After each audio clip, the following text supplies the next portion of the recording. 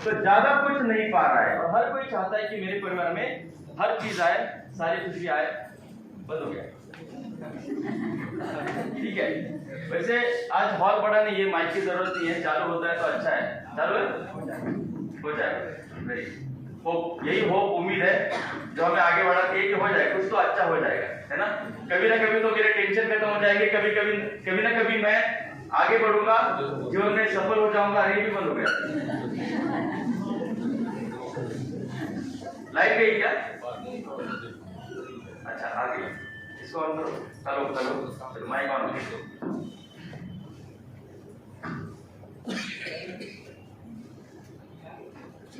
ठीक है, तो जैसे मैं कह रहा था कि हर कोई आगे बढ़ना चाहता है, जो आ रहा है वो पर्याप्त नहीं है। जिंदगी हम लोग जी रहे हैं, जिंदगी का मजा ले रहे हैं, या जिंदगी कट रही है? सच बताओ, बोलिए ना, कट रहा है ना। देखिए कुछ लोग होते हैं बहुत पॉजिटिव एटीट्यूड के होते हैं, जो है उसमें खुश रहते हैं, जो है उसमें आनंद लेते हैं, लेना भी चाहिए। एक इंग्लिश में कहावत है, be satisfied, be happy but don't be satisfied. Be happy, खुश रहो लेकिन संतुष्ट मत रहो, क्योंकि संतुष्ट होने से ग्रोथ रुक जाती है। सही है, हम लोग आगे बढ़ नहीं सकते। तो हैप्पी रहना है क्या? यस, हैप्पी रहना है, आनंदी रहना है, लेकिन उसके साथ साथ हमें आगे बढ़ने के लिए असंतुष्ट भी रहना है। आप कहेंगे दोनों एक साथ कैसे पॉसिबल हो सकता है?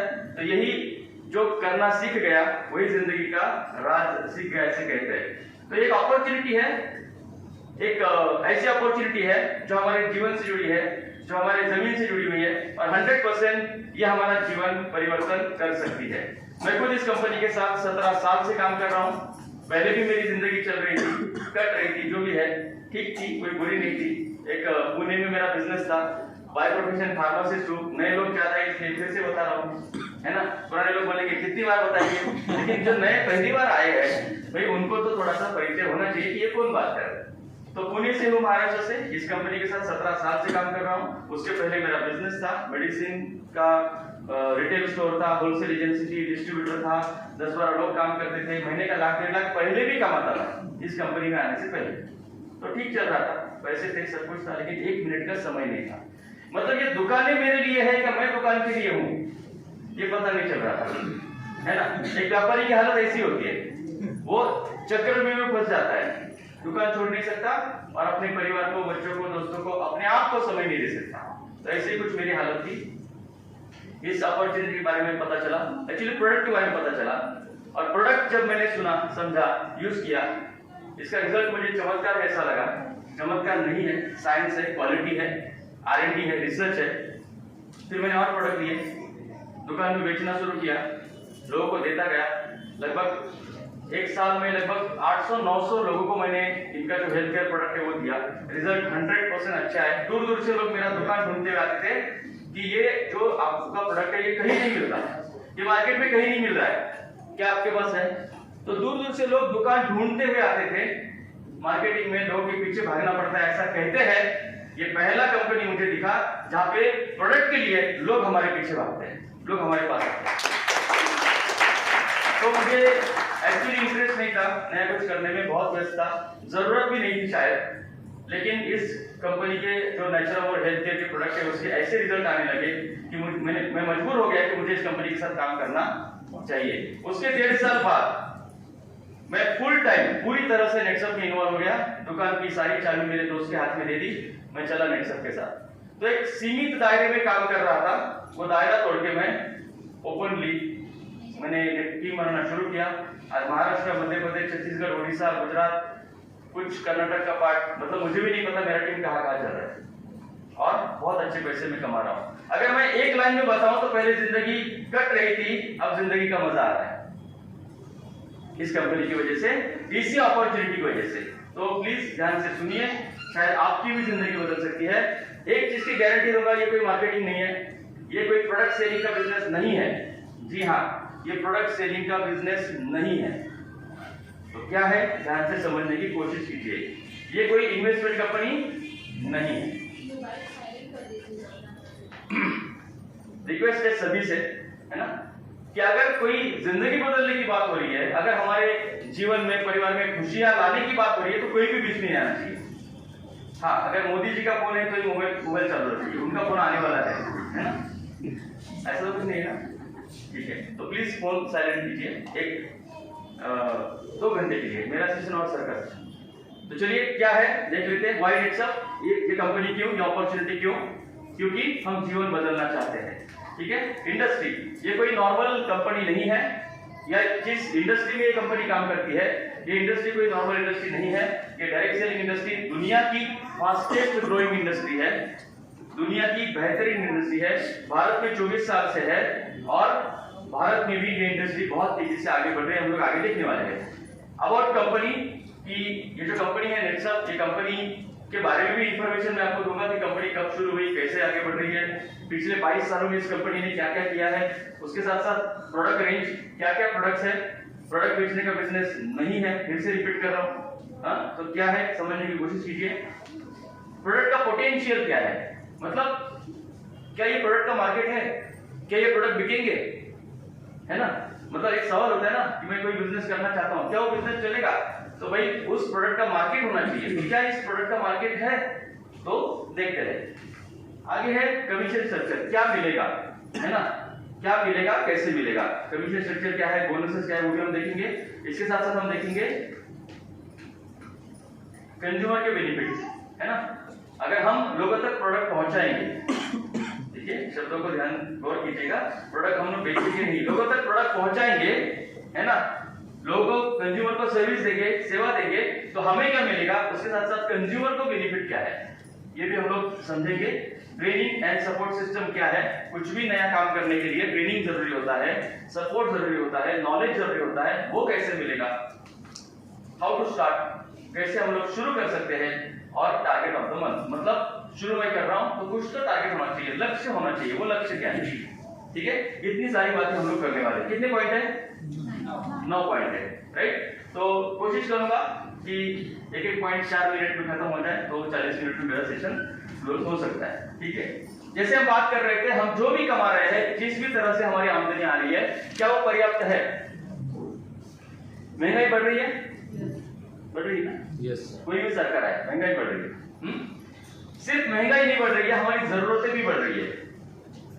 जरूरतें, पहले नॉर्मल फोन थे, मतलब पहले तो पूरे गांव में एक के पास फोन होता था, सही है, बाद में हर घर में फोन आ गए, अभी मोबाइल आ गए, पहले बटन वाले मोबाइल आ गए, 2-4 हजार में मिलते थे, अभी स्मार्टफोन आ गए, अच्छा फोन 10-15 हजार के नीचे नहीं मिलता है। तो महंगाई बढ़ रही है, उसके साथ साथ हमारी जरूरतें बढ़ रही है, और ये महंगाई और जरूरतें हमारी उस मात्रा में हमारी आय नहीं बढ़ रही है।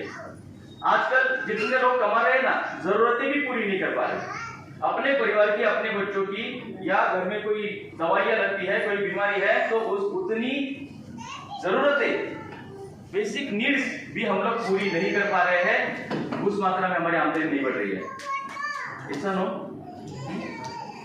थोड़ा सा रिक्वेस्ट है, अगर डिस्टर्बेंस ना हो तो अच्छा है। दीदी क्या है, मैं आया हूँ 1200 किलोमीटर से, सर आए हैं 2000 किलोमीटर से, है ना, और हम लोग एक बहुत इंपॉर्टेंट डिस्कशन कर रहे हैं। रिक्वेस्ट है, उसको मोबाइल दे दो, थोड़ा चुप हो जाए, आजकल का आसान फॉर्मूला। तो हमारी आमदनी, हमारे खर्चे बढ़ रहे हैं, खर्चे 15% से बढ़ रहे हैं, मतलब महंगाई 5 से 6%, 7%, और जरूरतें भी हमारी 7% से 8% से बढ़ रही है, लेकिन हमारी इनकम हर महीने 15% से नहीं बढ़ रही है। ये साल हमारी सैलरी 10,000 थी, अभी वो कितनी हो गई, 11,500 हो गई, फिर 15,000 हो गई, है ना।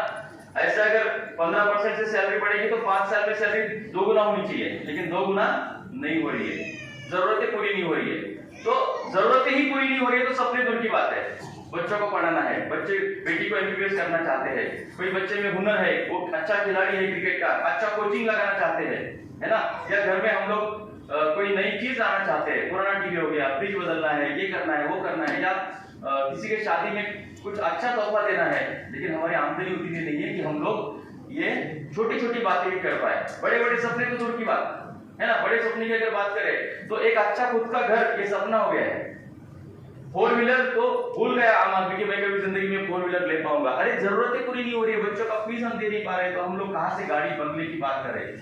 ये सर नो।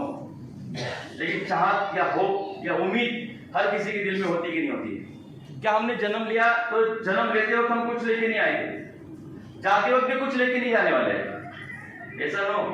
लेकिन ये जन्म और मृत्यु के बीच में जो जीवन है, ये जीवन, ये हमारी जिम्मेदारियां, ये सही ढंग से निभानी तो चाहिए। ऐसा नो। तो हर कोई चाहता है कि मैं, मेरे जीवन में खुशी आए, मैं आगे बढ़ूं, मेरे सपने पूरे हो, लेकिन वैसा कोई प्लेटफॉर्म, उस तरह की कोई अपॉर्चुनिटी हमें दिख नहीं रही है। लेकिन दोस्तों गारंटी देता हूं, मैं गारंटी देता हूं कि आज यहाँ पर अगले 1 घंटे में आपको आपका हर सपना पूरा होता हुआ दिखेगा। सिर्फ उस तरह का जरिया, अपॉर्चुनिटी, प्लेटफॉर्म आपको मिलना चाहिए। राइट? एक चीज फिर से क्लियर करना चाहता हूं, ये कोई प्रोडक्ट बेचने का बिजनेस नहीं है, पहला पॉइंट। दूसरा पॉइंट, ये कोई स्कीम नहीं है कि आपके पैसे डबल होने वाले। तीसरा पॉइंट, ये कोई जोड़ने वाली कंपनी नहीं है। तो प्लीज आप उन कंपनियों से, उन मार्केट में जो स्कीम चलती है, स्कैम चलते हैं, उनसे इस कंपनी को कंपेयर मत कीजिएगा। एक ओपन माइंड से सुनिए, बाद में अपनी राय या अपना जो विचार है वो आप कर सकते हैं। तो मैं बात कर रहा हूं कि क्या सिर्फ एक आय जरूरी है? ऐसा नहीं हो सकता है कि मैं और एक जरिए से कमाऊं, पार्ट टाइम या कुछ एक्स्ट्रा कमाऊं। ये हो सकता है कि नहीं हो सकता है? हो सकता है कि हमारे घर में 2 आय के स्रोत हो। वैसे कोरोना ने, लॉकडाउन ने हमें सिखा दिया है कि एक आय पे डिपेंड रहना रिस्की है। एक ही नौकरी, एक ही प्रकार से आय आ रही है। चलो खेती कर रहे हो आप, वेरी गुड, लेकिन खेती के साथ साथ आपका और कोई ना कोई इनकम स्रोत, व्यवसाय होना चाहिए जहां से आप उतना ही पैसा और कमाएं।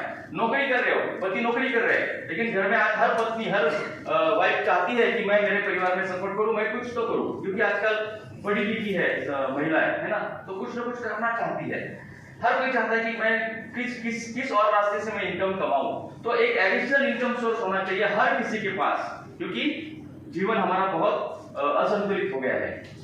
अगर आगे जाए, मैं जरूरतें की बात कर रहा था कि जरूरतें पूरी नहीं हो रही है। अगर इससे मैं और आगे जाऊं तो क्या इमरजेंसी के लिए घर में 1 लाख रुपए रखा है? क्या कोई दुर्घटना होती है, क्या कोई इमरजेंसी आती है, अचानक आपको 2-4 लाख रुपए की जरूरत है, तो क्या आपके पास है? नहीं है, तो किसी के सामने हाथ फैलाना पड़ेगा जब वो इमरजेंसी आएगी। इसका मतलब जरूरतों की भी आगे है इमरजेंसी, कुछ ना कुछ सेविंग होना चाहिए, उतना भी शायद आज हमारे पास नहीं है। तो ये बहुत डेंजर परिस्थिति है ना दोस्तों।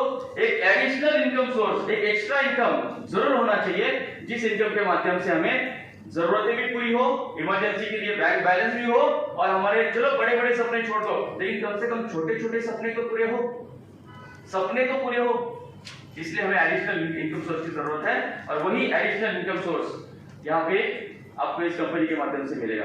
देखो हमें रोज फोन आते हैं, मोबाइल कंपनी वाले फोन करते हैं, कौन सी कंपनी का सिम कार्ड है? अच्छा हमारी कंपनी का लो, हम आपको ये दे देंगे। सबके स्कीम एक जैसी है, सबके रेट एक जैसी है।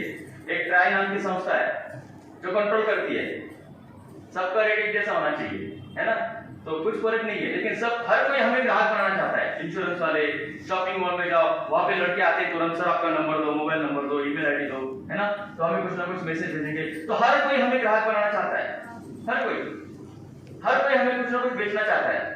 क्रेडिट कार्ड लो, क्या ये कर्जा है? कार्ड जेब में है तो जाके, कार्ड अगर जेब में है, मॉल में जाओगे, सामने कोई दिख रहा है, मेरे पास कार्ड तो है, खरीद तो लोगे, लेकिन 30 दिन के अंदर वापस करना है, पैसा कहां से आएगा? तो हर कोई हमें ग्राहक बना रहा है, लेकिन क्या कोई हमें ऐसा बता रहा है कि हम आपको एक्स्ट्रा इनकम देना चाहते हैं, हम आपको अपॉर्चुनिटी देना चाहते हैं?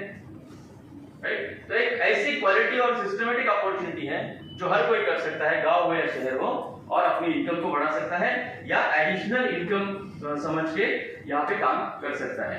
ठीक है? अच्छा, इसके पहले भी शायद हमने सोचा कि मैं कोई बिजनेस करूं, कोई दुकान लगाऊं, ब्यूटी पार्लर चलाऊं, या कुछ ना कुछ मैं व्यवसाय करूं। ऐसा बहुत लोगों ने सोचा, किसान ने सोचा होगा मैं कोई बिजनेस करता हूं, है ना, लेकिन क्या हुआ? क्या आप वो कर पाए? तो बहुत सारी दिक्कतें हैं, बहुत सारी चुनौतियां है उसमें, कि बिजनेस करना इतना आसान नहीं है। अरे छोटा सा किराने का दुकान लगाना है तो भी 2-4 लाख रुपए लगता है, ऐसा नो। कोई कपड़े की दुकान लगानी है, कम से कम 10 लाख रुपए का शोरूम आपको खोलना पड़ेगा, है ना, दुकान भरा हुआ होना चाहिए, मतलब इतना आसान नहीं है। क्या चुनौतियां होती है अगर कुछ बिजनेस करना है, व्यापार करना है? क्या चुनौतियां होती है? देखिए, हमें उसकी जानकारी होनी चाहिए कि वो बिजनेस क्या है, है ना। ये जानकारी नहीं, सिर्फ जानकारी लेके नहीं चलेगा, हमें उसका अनुभव होना चाहिए। आपने किसी कपड़े की दुकान में 6 महीना 1 साल काम किया है ना, तो पता चलेगा कि अंदर की चीजें क्या होती है, तो पता चलेगा मार्केट कहाँ पे होता है ना। आपने कभी घर में चाय भी नहीं बनाई है ना, और आप होटल चालू करने के बारे में सोचेंगे तो रिस्क है ना। मतलब जानकारी होनी चाहिए, उस काम का अनुभव होना चाहिए, उसके साथ साथ 2 लाख 5 लाख 10 लाख पूंजी आपको लगानी पड़ेगी। इतना ही नहीं, सरकार की नीतियां क्या है, नियम क्या है, कौन सा लाइसेंस लगेगा, ये भी जानकारी होनी चाहिए। रिटर्न के लिए धैर्य, मतलब कोई भी बिजनेस का पहले दिन से जोर से चलता है नहीं।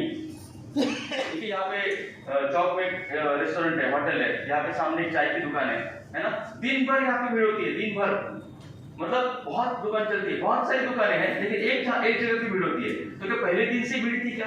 नहीं। क्वालिटी, सर्विस, ग्राहकों की सेवा, उससे ग्राहक बढ़ते हैं और धीरे धीरे 6 महीने बाद 1 साल बाद आपकी दुकान चलने लगती है। और मुनाफा कब आता है? मुनाफा आता है तो व्यापार में ऐसे कहा जाता है, मतलब गुजराती मारवाड़ी लोगों का फॉर्मूला है, 1000 दिन के बाद मुनाफा आएगा। तो क्या 3 साल तक का धैर्य है हमारे पास? 3 साल तक का दुकान का किराया, 3 साल की मेहनत, है ना, पूंजी लगा के। तो बिजनेस में, व्यापार में सफल कौन होता है? वही होते हैं जिनके पास धैर्य है, जिनके पास पूंजी है।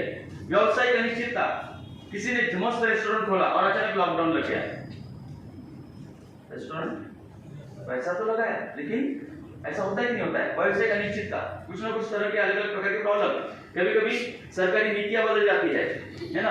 प्रतिस्पर्धा, चलो आपने सब किया, पूंजी लगाई, मेहनत की, अच्छी सेवा दी, क्वालिटी प्रोडक्ट वहां पे रखे, ग्राहक खुश है आपसे, आपका दुकान बहुत अच्छा चलने लगा। तुरंत आपके बाजू में और एक दुकान होता है ना, सामने एक दुकान होता है कि नहीं होता है? तो आपको स्पर्धा के लिए भी तैयार रहना पड़ता है। आर्थिक मंदी आ जाती है। ऊपर वाले की दया से भारत में आर्थिक मंदी नहीं है, लेकिन दुनिया के बहुत सारे देश, यूरोपियन देश, वहां पे आर्थिक मंदी है, बेरोजगारी बहुत बढ़ रही है और महंगाई के लिए आंदोलन विकसित देशों में हो रहा है। भारत में नहीं है आर्थिक मंदी, भारत की आर्थिक ताकत बढ़ रही है, ठीक है, उसमें हम पॉलिटिक्स में नहीं जाएंगे। लेकिन ये सारी चुनौतियां होती है। सबसे बड़ी चुनौती मैंने लाल रंग में लिखा है यहाँ पे कि सब कुछ तो मैं करूंगा, चलो दोस्त से, बैंक से, या मेरे पास है 2-4 लाख रुपया लगाने के लिए, लेकिन नहीं सफल हुआ तो नुकसान हो जाएगा। ये विफलता की जोखिम जो होती है ना, कि नुकसान हो सकता है, नहीं चला दुकान तो यहाँ पे हम लोग पीछे मुड़ जाते हैं कि नहीं भाई, दुकान बिजनेस करना रिस्क वाला काम होता है, इसीलिए हम लोग बिजनेस करते नहीं है। लेकिन एक थोड़ा उल्टा चेक करते हैं कि भाई बड़ा होने की बात हो रही है, सपने पूरे करने की बात हो रही है ना, जिंदगी बदलने की बात हो रही है। तो जिनके पास ये सब कुछ है, जिनके सपने पूरे हो गए हैं, जिनके पास लाखों रुपए है, जिनके पास गाड़ी बंगला, बच्चे उनके बैंगलोर में पढ़ रहे हैं या उनके बच्चे एमबीबीएस कर रहे हैं, जो भी है, सब कुछ अमीर लोग, वो करते क्या है? उल्टा चेक करके देखिए कि हमें हमारा जीवन बदलना है, हमें आगे बढ़ना है, सपने पूरे करने हैं। जिनके सपने पूरे हो गए वो करते क्या है? क्या वो नौकरी करते हैं? क्या वो नौकरी करते हैं? क्या सिर्फ नौकरी से, अरे सरकारी भी नौकरी हो, गुजारा होगा, ज्यादा कुछ नहीं होगा।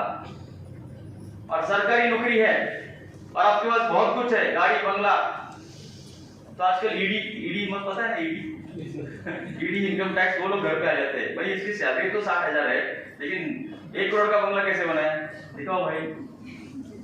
तो भले सरकारी नौकरी हो, आप अपना कमाया हुआ धन दिखा नहीं सकते, या गुजारा ही होगा, उससे ज्यादा कुछ नहीं होगा। क्योंकि उम्मीदें, जरूरतें, होप ये बढ़ते जा रहे हैं, महंगाई बढ़ती जा रही है। सरकारी नौकरी हो तो सैलरी आपकी 3% बढ़ती है हर साल। कितनी प्रतिशत? मतलब कोई सरकारी नौकर है यहाँ पे, पूछिए उनको, 3% सैलरी बढ़ती है, लेकिन महंगाई बढ़ रही है 7% और जरूरतें बढ़ रही है 8%। तो गुजारा ही होने वाला और कुछ नहीं होने वाला। तो अगर जिनके सपने पूरे हो गए वो लोग बिजनेस ही करते हैं। खेती करके सुना है, खेती करके किसी कोई करोड़पति बन गया, सुना है? एक आध साल बहुत अच्छा मुनाफा होता है कि भाई मैंने बहुत अच्छा उत्पादन दिया, टमाटर मेरा 10 एकड़ में मैंने 1 करोड़ का बेचा, ऐसी खबरें हम सुनते हैं, क्योंकि उसको भाव भी मिल गया, टमाटर महंगा भी बिक रहा है और उसके खेत में टमाटर चालू भी है।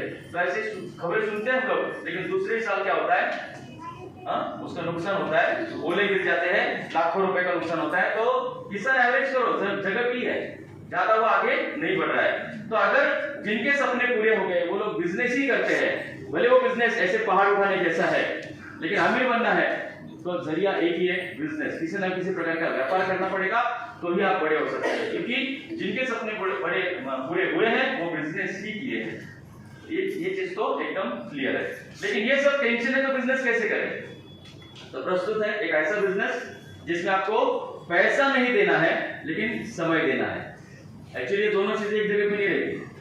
प्रूव करके देता हूं। जिनके पास बहुत पैसे है उनके पास समय है क्या? और जिनके पास समय ही समय है उनके पास पैसा है क्या? हाँ, तो ये दोनों चीजें आपको एक जगह देगा। ऐसा ही बिजनेस आज आप समझने जा रहे हो। बस ध्यान से समझो, जिंदगी बदल के रहेगी। हमारी बदल चुकी है, लाखों लोगों की बदल चुकी है, आपकी बदलेगी।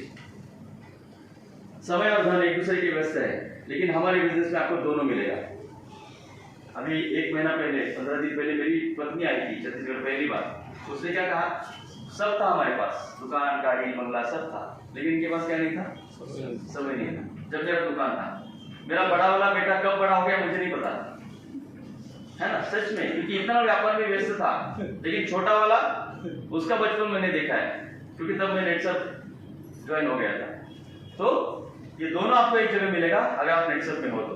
लेकिन अभी भी टीकम से कह रहे थे सब 14 तारीख से बाहर है, 8-10 दिन हो गए टूर पे है। हाँ, 8-10 दिन हो गए मैं टूर पे हूँ, 15 दिन टूर करता हूँ, 16 दिन टूर करता हूँ, लेकिन बाकी 13 के 13 दिन, 14 दिन ये मेरे हैं, मेरे लिए है, मेरे परिवार के लिए है, मेरे दोस्तों के लिए है। क्या किसी को महीने में 15 दिन छुट्टी मिल सकती है क्या? हाँ, नहीं मिल सकती। तो पैसा भी है और समय भी है, दोनों चीजें एक जगह पे है। ठीक है? ठीक है। बिजनेस कैसा होना चाहिए? आप काम करें तो भी आना चाहिए, उसको बोलते हैं रेसिड्यूअल। और आप काम ना करें तो भी आना चाहिए। दुकान खुले या ना खुले, ग्राहक आने चाहिए। यस, ऐसा बिजनेस है। और रिकरिंग बिजनेस होना चाहिए, मतलब एक ही ग्राहक आपको बार बार इनकम देना चाहिए। सही है? अगर हमने कोई घड़ी खरीदी, दूसरी घड़ी कब खरीदेंगे? शायद 2-4 साल के बाद, 10 साल के बाद, है ना? लेकिन डेंटल पेस्ट हमें हर महीने चाहिए, सोप हमें हर महीने चाहिए। किसान हर फसल में किस खेती की दवाई यूज करेगा। तो ये बिजनेस रेसिडुअल भी है और रिकरिंग भी है, राइट? RNR। ठीक है। With almost no investment, investment इसमें बहुत कम है। तो आप अपना व्यवसाय इस तरह से कर सकते हैं कि आपको पैसा भी मिले और आपको समय भी मिले। इस बिजनेस का नाम है डायरेक्ट सेलिंग। क्या नाम है? Direct selling. इस इंडस्ट्री का नाम है डायरेक्ट सेलिंग इंडस्ट्री। और ये बिजनेस दुनिया में बहुत तेजी से बढ़ रहा है और लोग अपना जीवन बदल रहे हैं। ठीक है, चलिए समझते हैं डायरेक्ट सेलिंग मतलब क्या। डायरेक्ट सेलिंग यह एक प्रोडक्ट वितरण की प्रणाली है, प्रोडक्ट वितरण की सेवा है। ठीक है, यहाँ पे सेलिंग लिखा है, लेकिन ये क्या है? प्रोडक्ट वितरण की एक प्रणाली है, एक प्रोडक्ट डिस्ट्रीब्यूशन सिस्टम है, एक प्रोडक्ट वितरित करने का तरीका है। और इसमें हमें योगदान देना है या इसमें हमें एक छोटा सा काम करना है। वो काम करने से हमें बहुत अच्छी इनकम आ सकती है। क्या है वो समझने की कोशिश करते हैं। एक होती है कंपनी जो प्रोडक्ट बनाती है।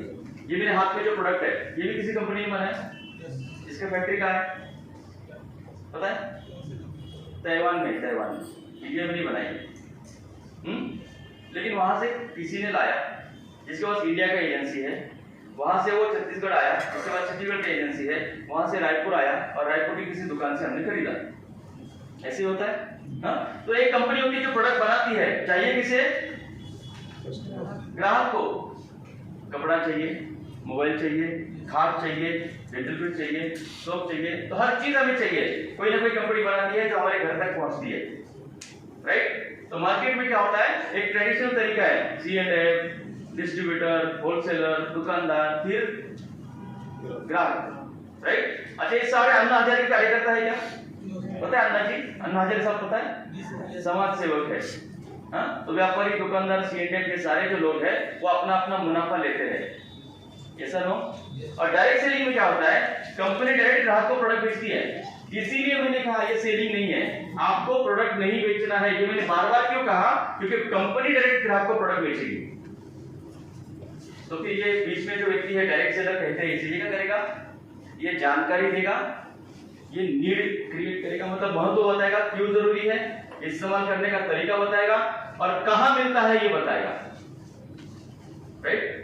तो जानकारी देने का काम है, सलाह देने का काम है, और कहां पे मिलता है वहां तक पहुंचाने का काम है।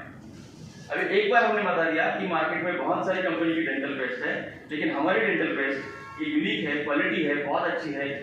अभी कैसे इस्तेमाल करना है बताने की जरूरत है।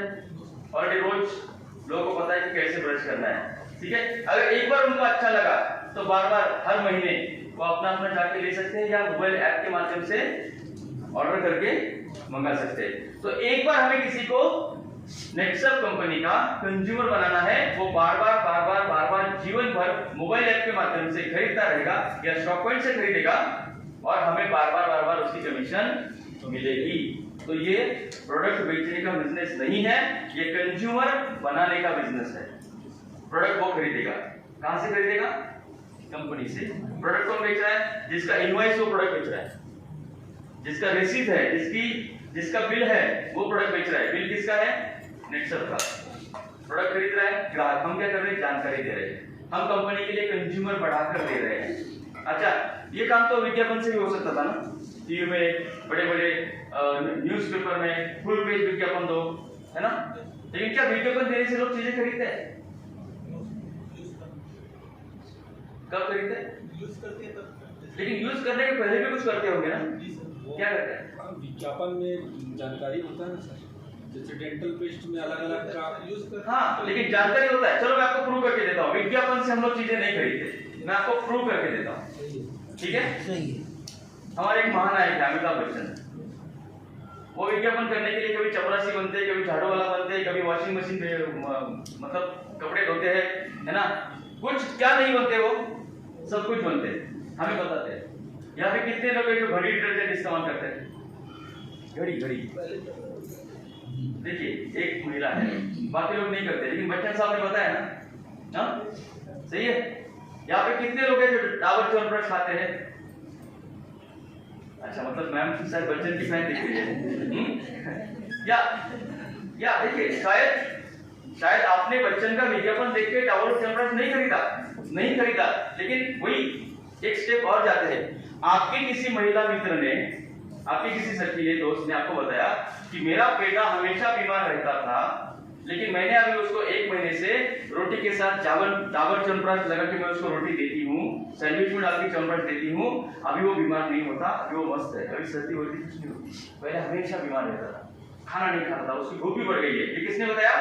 एक महिला ने दूसरी महिला को बताया। अब आप च्यवनप्राश लेंगे? 100% लेंगे। आप समझ रहे हो?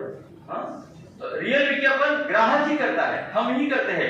यहाँ नहीं वहां से कपड़े लेंगे, ये नहीं वो मोबाइल लेना है, यहाँ नहीं वहां खाना खाएंगे, चाय पीने जाना है ना बाहर, तो मैं आपको बताऊंगा यहाँ वहां कहीं मत जाना। एक इसी होटल के सामने वाली चाय, 1 नंबर चाय, दूर दूर से लोग यहाँ चाय पीने आते हैं। 1 किलोमीटर में पेट्रोल चलाकर, मतलब 10 रुपए की चाय पीने के लिए 20 रुपए का पेट्रोल चलाते हैं, लेकिन यहाँ आते क्यों? क्योंकि चाय मजेदार है। तो हम ग्राहक ही होते हैं जो एक्चुअली कंपनियों का बिजनेस बढ़ाते हैं, लेकिन हमें कुछ मिलता है? इसी चीज को अभी कंपनियां समझ रही है, बड़ी कंपनियां भी समझ रही है। टाटा स्काई सुना है? उसका विज्ञापन देखा है कभी? ऑटो वाला बोलता है मैं आया हूँ इस एरिया में, अच्छा टाटा स्काई लगाना। क्यों? क्योंकि मेरा अगर रेफरल कोड यूज करेगा ना तो इसको 1 महीना फ्री मिलने वाला है। समझ में आया? हाँ, इसको बोलते हैं रेफरल इनकम। तो ये रेफरल इनकम वाला सिस्टम हर जगह चालू हुआ है, लेकिन डायरेक्ट सेलिंग में ये 70 साल से चल रहा है। डायरेक्ट सेलिंग में रेफरल इनकम ही चलता है। क्या करना है? हम अगर प्रोडक्ट से संतुष्ट है, हम अगर इस होटल से संतुष्ट है, तो भाई इस होटल में मीटिंग करना बहुत बढ़िया होटल है। हम इस होटल के कौन है? ग्राहक। तो हम और लोगों को इस होटल के बारे में बताते हैं, इनके ग्राहक बढ़ेंगे। बस यही काम है जो हम रोज करते हैं, फ्री में करते हैं, हर जगह करते हैं, है ना। यहाँ पे बहुत सारी हमारी बहनें आई है, किसी ने नई साड़ी खरीदा, अरे वाह क्या साड़ी, कहाँ से खरीदी? अरे वो नया दुकान हुआ है कंट्री में, हाँ मेरे पहचान के, मेरा नाम बोल देना, कोई कमीशन नहीं आने वाला है, लेकिन हमें अच्छा लगता है, ऐसा नो। तो बस ये जो हमारा स्वभाव है रेफरल करने का, रेफरेंस देने का, उसी का हमें मिलेगा पैसा, बातें करने का मिलेगा पैसा, चलेगा क्या? लेकिन हमारी बातों से अगर कंपनी का बिजनेस बढ़ रहा है, हमारी बातों से कंपनी के ग्राहक बढ़ रहे हैं, कंपनी के कंज्यूमर बढ़ रहे हैं, कंपनी का व्यापार हो रहा है, और कंपनी हमें उनके मुनाफे में कुछ हिस्सा देना चाहता है, तो क्या दिक्कत है? यही है डायरेक्ट सेलिंग बिजनेस। क्लियर? तो जिन्होंने भी इसका निर्माण किया या हमारी कंपनी के चेयरमैन जिन्होंने ये अपॉर्चुनिटी अवसर का निर्माण किया, उनके लिए एक बार जोरदार ताली होनी चाहिए। आगे जाते हैं। डायरेक्ट सेलिंग इंडस्ट्री में भारत का स्थान विश्व में 12वां है, लेकिन 3 साल पहले हम लोग 30 के बाहर थे। हमारा 34वां स्थान था। पिछले 3 साल में हम लोग 12वें स्थान पे आ गए हैं और अगले 3 साल में हम लोग टॉप 5 में आएंगे, ऐसा अंदाज है। मतलब ये बिजनेस तेजी से बढ़ रहा है, राइट। आगे जाते हैं। अगर मैं टर्नओवर की बात करूं तो 25,000 करोड़ का टर्नओवर अभी हो रहा है भारत में, भारत की बात कर रहा हूं, 25,000 करोड़ का। अगले 3 साल में ये 65,000 करोड़ क्रॉस करेगा, ऐसा फिक्की नाम की जो संस्था है या केपीएमजी नाम की जो एक बहुत बड़ी सर्वे कंपनी है, उनका अंदाज है। और यही भारत सरकार ने जाना, इसीलिए भारत सरकार ने डायरेक्ट सेलिंग के लिए नियम बनाए, कानून बनाया। कानून अच्छे लोगों को प्रोटेक्ट करने के लिए होता है और गलत लोगों को रोकने के लिए होता है। तो डायरेक्ट सेलिंग का कानून आ चुका है।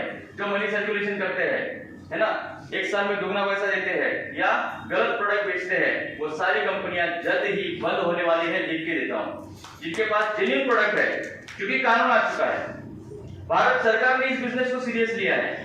जो जेन्युइन काम करेंगे, सिस्टम से काम करेंगे, वही आगे बढ़ेंगे, कोई भी आगे नहीं बढ़ सकता। आज भारत का स्थान भले विश्व में 12वां है, एशिया प्रशांत क्षेत्र में मतलब साउथ एशियन कंट्रीज में हमारा स्थान 6ठे नंबर पे है।